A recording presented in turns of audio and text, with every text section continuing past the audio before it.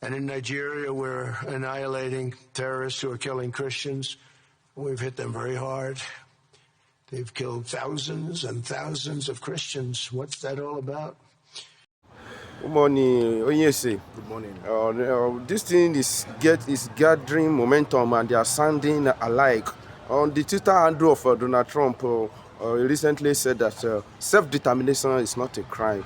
Of course, it's not a crime. It has been established by the international law.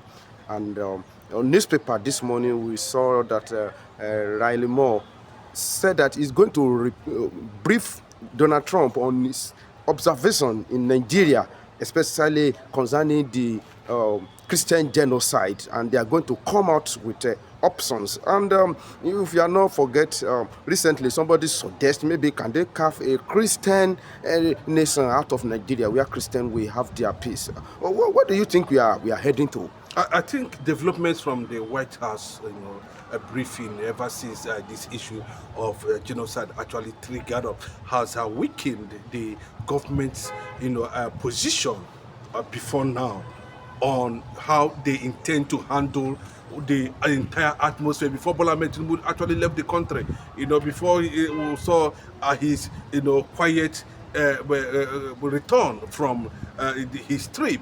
A lot of things actually has been playing out, and this thing became very significant, as if they were actually waiting for the right time to ignite, these issues that has taken Nigeria more than decades till this moment.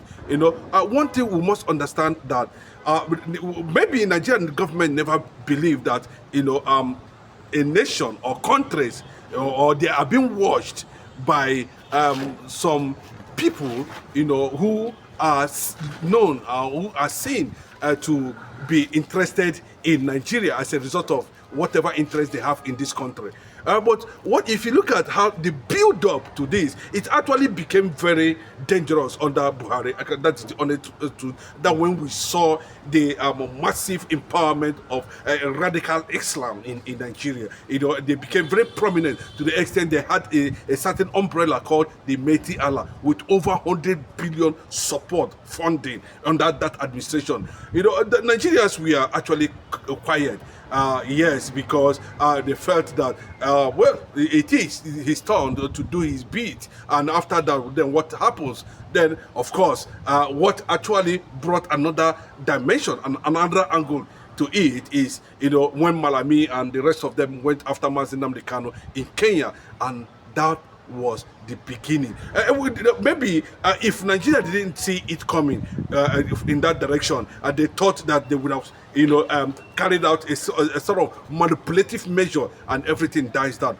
Maybe the Nnamdi Kanu was actually undirected, or maybe the IPOB themselves, who are part of the struggle, whether within and outside the country, were being seen to be weak, or the Nigerian government are not coming forth for a proper negotiation. So you saw this thing building up gradually to the point that it became very significant in the White House, that the foreign government nations begin to notice, that yes, even at that, everybody was surprised when they come up with the narrative. No, it did not actually started from the exposure. Did not actually started from Nigeria, from IPOB per se.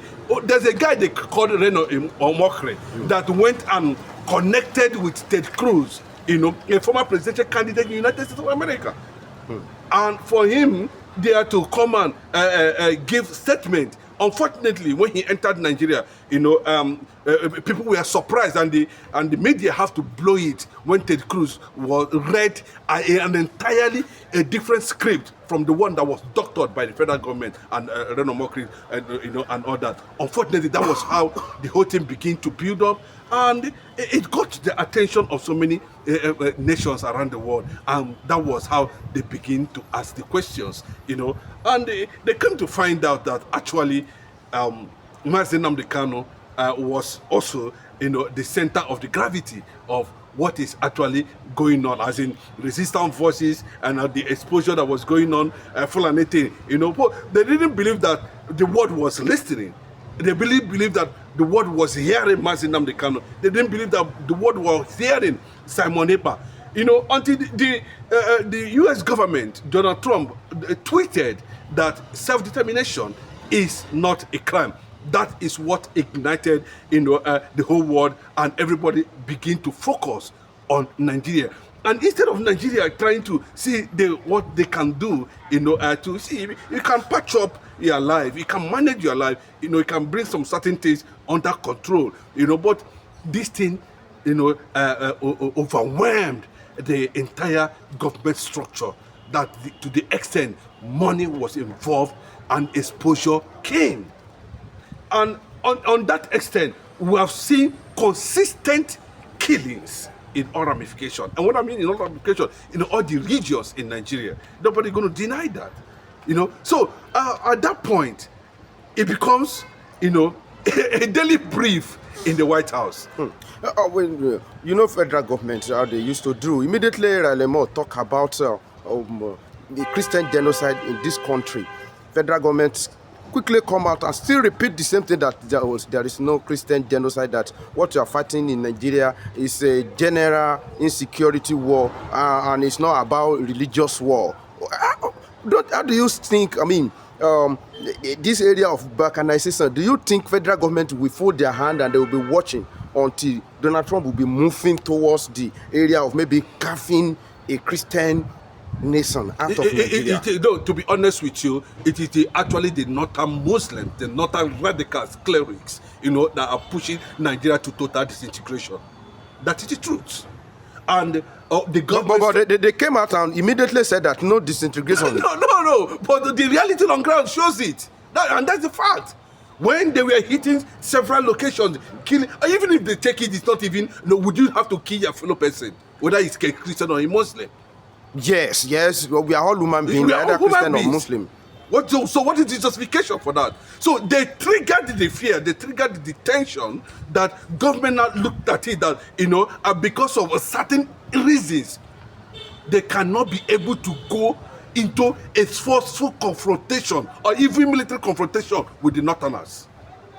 The government were not able to do that. And that was what triggered the outcry. That the international community, I can tell you that, you know, over 10,000 petitions were already on the Oval Office in the United States of America concerning the unprovoked killings that is going on in Nigeria.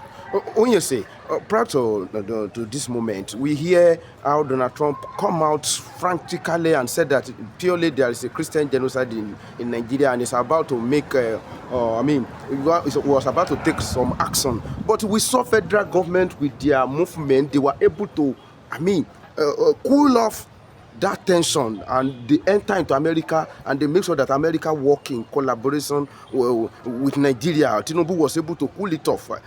So this is the second phase. With this one, do you think federal government will still repeat the same thing, as in bringing America, making sure that America do their bit, America take their action according to the wish of Nigeria government? Yes, that's a very good, interesting one. They would have covered up the UK reported journal, African Confidential, from exposing the relationship between Nigerian government, high-level diplomacy in terms of, you know, lobbying with $9 million. The United States of America would have covered it up and insisted, you know, that things would be done on purely diplomatic angle. Even when they were going, see, it's like they have understand that, you see, Nigeria is going to corrupt this process.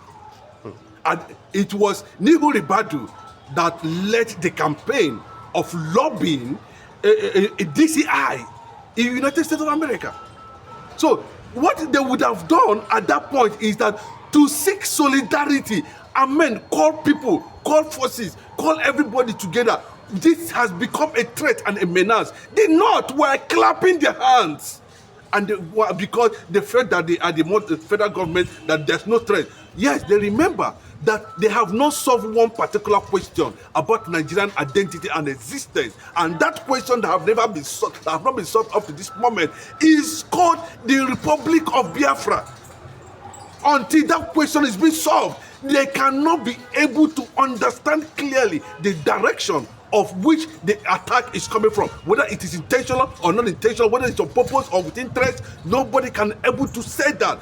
This is where Bola Ahmed Tinubu would have understand very clearly. Suspend the illegal trial of Mazi Nnamdi Kanu. Call Mazi Nnamdi Kanu for proper negotiations. Let the not who are threatening that Mazi Nnamdi Kanu must not be released under any circumstances. And for what purpose? He is the resistance voice. Simon Ekpa was put in jail. If so, when you see all these things happening, it becomes very clear that the word that Donald Trump have already tweeted that self-determination is not a crime. You cannot imagine that when so all these things, they came to Nigeria, and Nigeria were pampering them. Everybody played all manner of role, trying to put. They said no. They carried their bags on their back and went into the street, and we're asking Nigerians. This is high class, most sophisticated, intelligent senators, squad, team that came to Nigeria at that particular time. All the way from America. All the way from America. So they knew that, a lot of things is at stake. If they fail, posterity will judge them. And they came and they saw very clearly, even while they were still in Nigeria, bombing were still happening, kidnapping were still happening. And they look at the list of who is this the IPOB that is actually involved. It is IPOB that actually helped Nigeria to understand that there is a serious threat of lives and properties in Nigeria. But they were called terrorists. When you say, were you surprised when you hear the news of $9 million being doled out to lobby? They call it lobby in that place.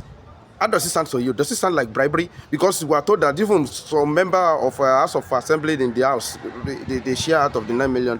How do you feel that time? Are you surprised? No. That something like that is happening in America? There's no way. That's the honest truth. But the purpose of lobbying is what I don't. Are you lobbying to step down or encourage killings in Nigeria? Or are you lobbying for Donald Trump not to intervene in a situation where the citizens of that country are overwhelmed? Are you lobbying? What is the purpose of that lobbying? And the lobbying was done recently. It's not as if Nigeria has not been lobbying. Nigeria has been lobbying. But the purpose of this lobbying, does this worth it at all? That is the thing. Because Nigeria has made a lot of mistakes. They have stirred a lot of mud. They don't know where to actually look at clearly at the waters and be able to say, okay, the water is quite transparent, it's quite crystal. This is where I'm going to put my hand. I'm going to pick my penny. I'm going to pick it. Everything is mudded. So they put their hand in the wrong place. And that is what it is. Then you came back and said, okay, even at now, what did the Nigerian government do? It's not as if they have given up. Let America actually decide the fate of Nigeria. The Northerners that are saying that Nigeria will not divide. No, nobody should allow Nigeria to divide. If you are saying that Nigeria should not divide, then are you talking about continuous killing? Killing and kidnapping. Kidnapping. Almost 200 worshippers. Just recently. They were kidnapping. Nobody seems to be saying anything. You are saying Nigeria. What is the interest at all? If not, so we want us to fall under. We know the history of these people. So I think at that point the US government, Rally Moore, had looked at this critically. But it took them long. Look at, I think that was last year when they came out and they said they're going to submit their report. Yes. And on that, he's still tweeting. He still said, they kidnap people in the churches. Who are they?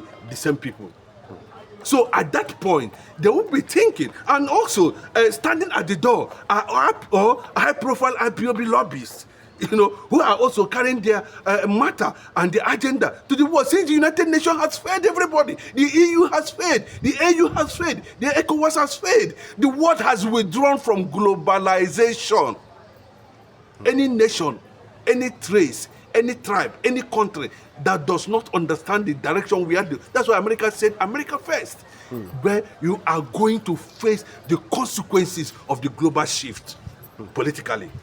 Well, why the whole world we are waiting, why another options will be rolled out from the United States of America.